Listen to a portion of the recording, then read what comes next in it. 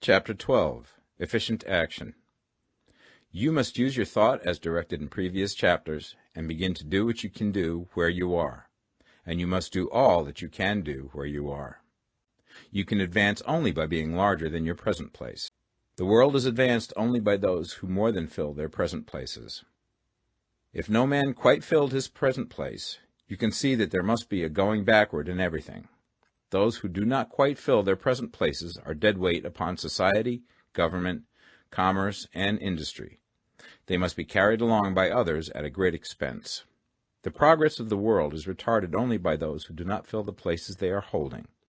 They belong to a former age and a lower stage or plane of life, and their tendency is towards degeneration.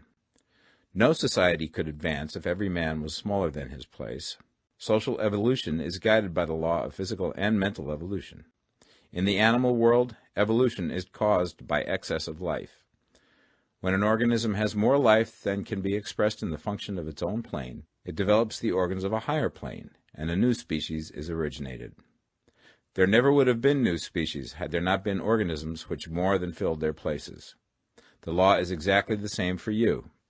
Your getting rich depends upon your applying this principle to your own affairs. Every day is either a successful day or a day of failure, and it is the successful days which get you what you want.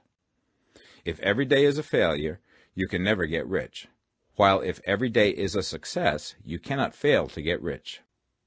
You cannot foresee the results of even the most trivial act. You do not know the workings of all the forces that have been set moving in your behalf. Much may be depending on your doing some simple act. It may be the very thing which is to open the door of opportunity to very great possibilities. You can never know all the combinations which supreme intelligence is making for you in the world of things and of human affairs. You are not to overwork, not to rush blindly into your business in the effort to do the greatest possible number of things in the shortest possible time. You are not to try to do tomorrow's work today, nor to do a week's work in a day.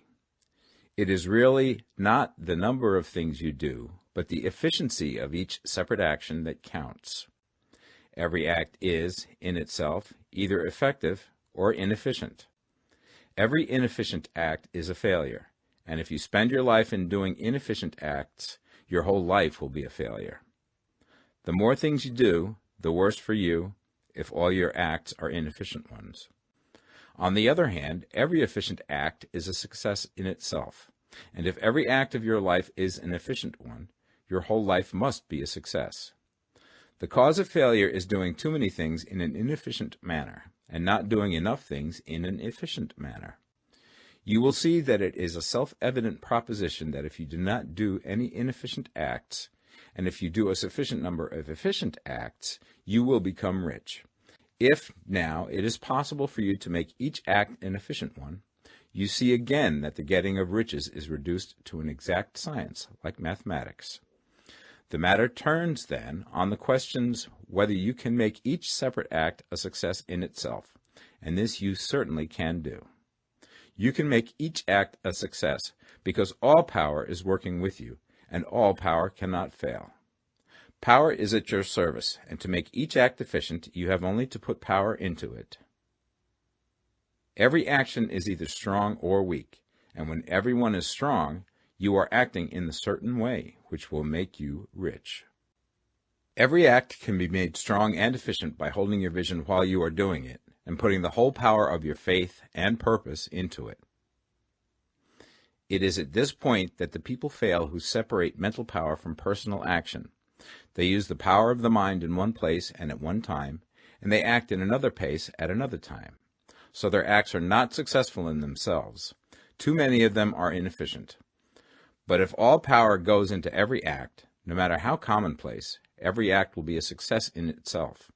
And as in the nature of things, every success opens the way to other successes, your progress towards what you want, and the progress of what you want toward you, will become increasingly rapid. Remember that successful action is cumulative in its results.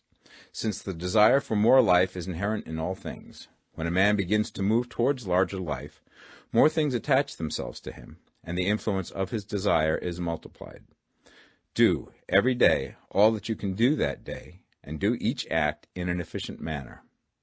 In saying that you must hold your vision while you are doing each act, however trivial or commonplace, I do not mean to say that it is necessary at all times to see the vision distinctly to its smallest details. It should be the work of your leisure hours to use your imagination on the details of your vision, and to contemplate them until they are firmly fixed upon memory. If you wish speedy results, spend practically all your spare time in this practice. By continuous contemplation, you will get the picture of what you want, even to the smallest details, so firmly fixed upon your mind and so completely transferred to the mind of formless substance, that in your working hours you need only to mentally refer to the picture to stimulate your faith and purpose, and cause your best effort to be put forth. Contemplate your picture in your leisure hours until your consciousness is so full of it that you can grasp it instantly. You will become so enthused with its bright promises that the mere thought of it will call forth the strongest energies of your whole being. Let us again repeat our syllabus, and by slightly changing the closing statements, bring it to the point we have now reached. There is a thinking stuff from which all things are made, and which, in its original state, permeates, penetrates, and fills the interspaces of the universe. A thought in this substance produces the thing that is imaged by the thought. Man can form things in his thought, and, by impressing his thought upon formless substance, can cause the thing he thinks about to be created. In order to do this, man must pass from competitive to the creative mind.